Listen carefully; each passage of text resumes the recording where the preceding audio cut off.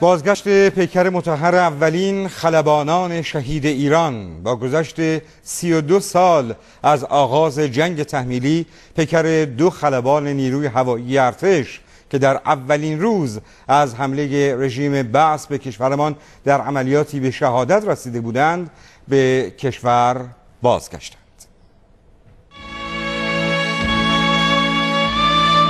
سالشگر خلبان محمد حاجی هستم و از اومدیم که بعد از 32 سال از دست دشمنانمون عزیزمون رو تحویل بگیریم.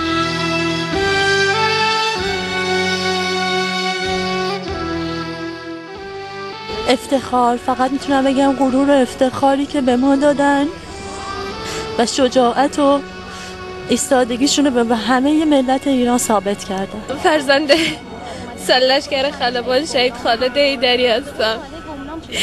پدرم همونطور که از اسمش پیداست خالد همیشه جاودانه بود.